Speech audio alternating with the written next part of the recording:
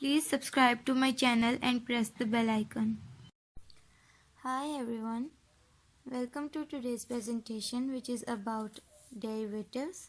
In the previous lecture we have learned the derivatives as the slope of tangent line, but today we will learn the derivatives as the rate of change. So for today our topic is derivatives as the rate of change. So let's start.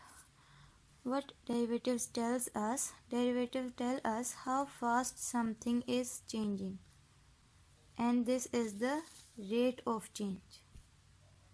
Now rate of change has two types, or it has two flavors.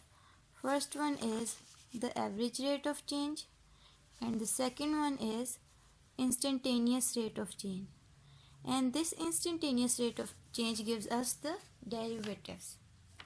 So before we start derivatives, we should know what is rate of change, what is average rate of change, and what is instantaneous rate of change, and why we need them.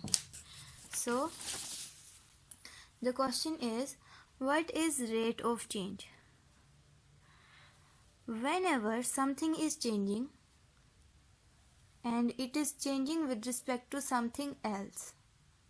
This is first point, that whenever something is changing, and second point is this is changing with respect to something else, then we define a relationship between first point and the second point, that is change in 1 divided by change in 2. This relationship gives us the rate of change. This is the rate of change.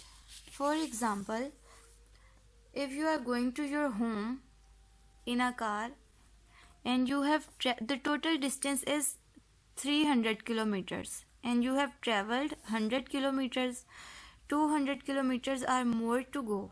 So if you want, or if you try to find the time to cover that 200 kilometers distance, what will you do? It is not an easy question, but if we define a relationship between the distance and the time, as the car is moving, the distance is changing, and distance is changing with respect to time. So we define a relationship between distance and time, and we can solve the problem easily.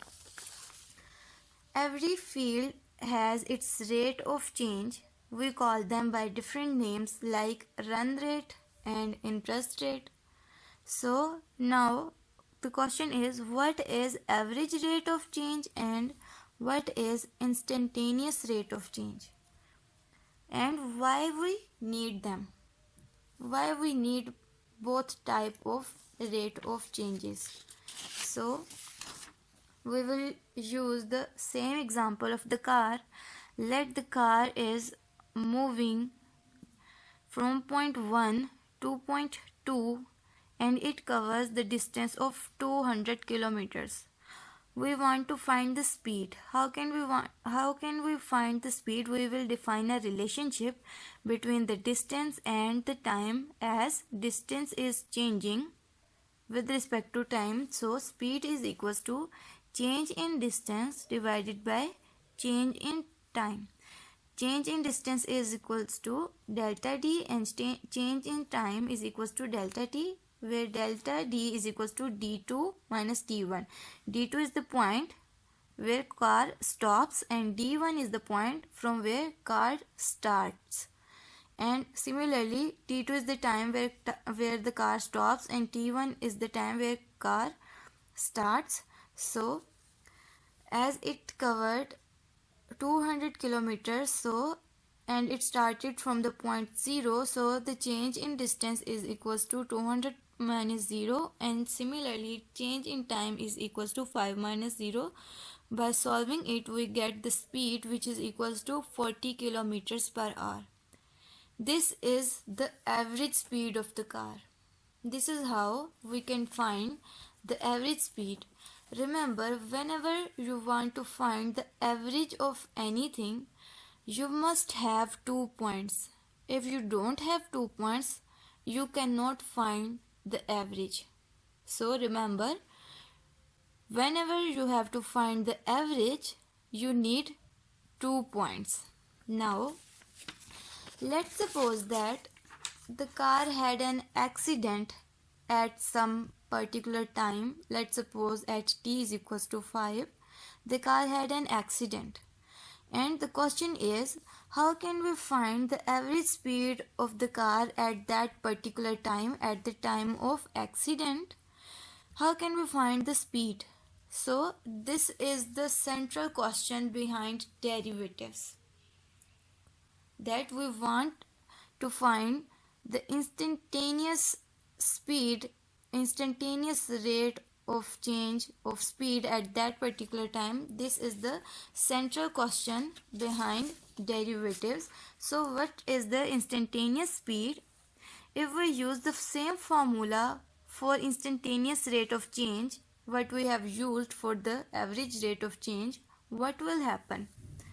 Speed is equals to, as we know, this, when if we use that formula, then speed is equals to delta d over delta d over delta t, where delta t is equals to 0 because we want to find the time at that speed at that particular time. So delta t is equals to 0, then speed will become undefined. And the reason is because this is undefined because we have just one point, and I have told you whenever we want to find the average we need 2 points, but here we have only 1 point, so speed is undefined. How can we find the instantaneous speed if we can't find with that formula? How can we find? The solution of this problem is derivative, and we can solve this problem in 3 different steps. By doing these 3 steps we can find the solution. First step is choose some point as a second point. We have to choose another point as a second point that is extremely close to the point where you need to find the speed. Let's suppose if we want to find the speed at t is equals to 5, we will choose t is equals to 4.999.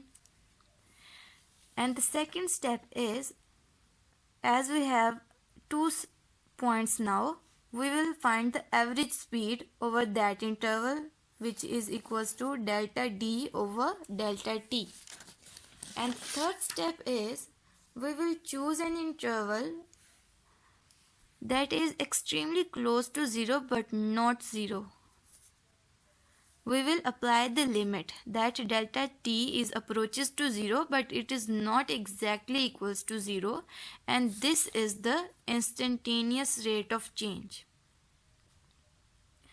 By doing these steps we can find the instantaneous rate of change, we can find the instantaneous speed at that particular time of accident. So we recognize this limit as being the derivative of the function at some particular time t.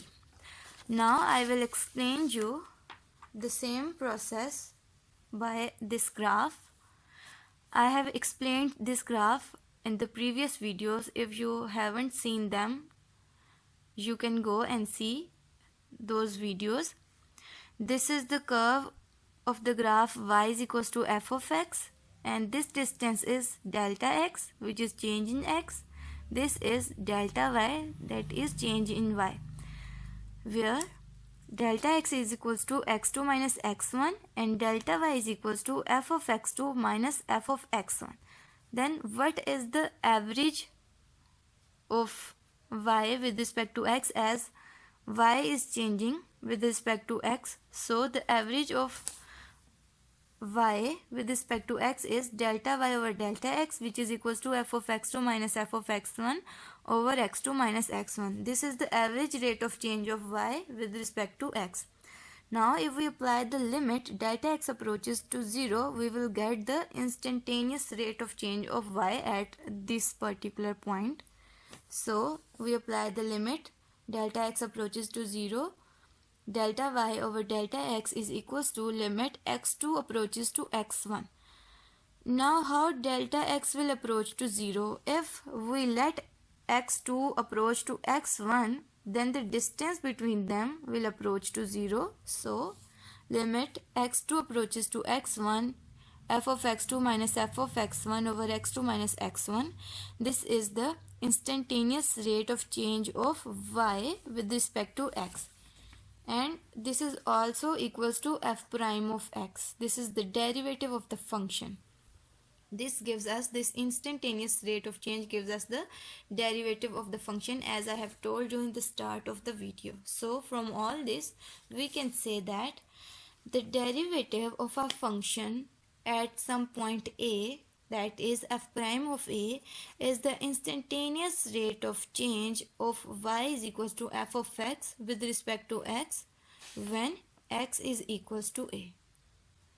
This is the derivatives of a function as a rate of change. This is how we can find the derivative of a function as a rate of change. Thank you.